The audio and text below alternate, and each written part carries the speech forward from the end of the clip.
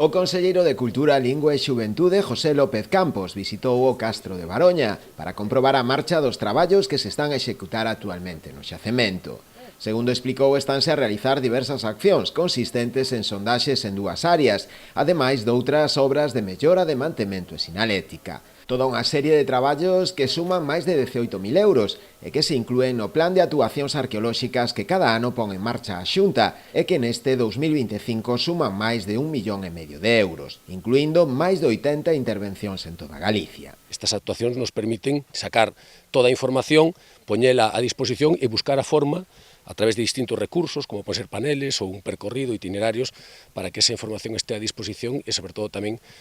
a traballar na accesibilidade do entorno. O apuntaba Luís, o apuntaba o alcalde, que tamén é outro dos retos que temos a futuro, mellorar a accesibilidade para que todas as persoas, independentemente da súa situación, algo que nos exixe tamén unha lei que se aprobou este pasado ano 2024, que é a Lei de Cultura Inclusiva e Accesible, traballar pola accesibilidade de todos os espacios e que todas as persoas poden disfrutar desta xoia, non, que temos aquí atrás, que é unha maravilla, que nunca deixa de sorprendernos e que hoxe, creo que coa visita que íamos a facer, nos van a poñer e nos van a descubrir algunha de toda esta información que nos está dando constantemente todos os anos o Castro de Baroña. O alcalde Luís Soujo agradeceu este novo investimento que busca poñer en valor este espazo, incidindo tamén na necesidade de mellorar o que é a accesibilidade e a regulación de visitas ao Castro. Intentar, primeiro, conservar.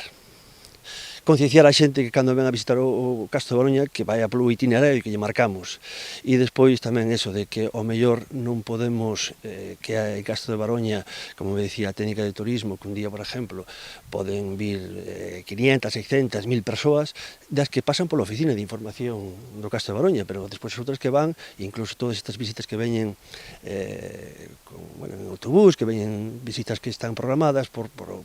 outros concellos, pois incluso xa non pasan por ali, entonces podese multiplicar por 3 ou por 4. Durante os últimos anos, a Xunta de Galicia leva investidos máis de 400.000 euros en diversas actuacións arqueolóxicas neste xacemento, achegas que están a permitir, entre outros achados, coñecer a estrutura interior deste ben de interese cultural.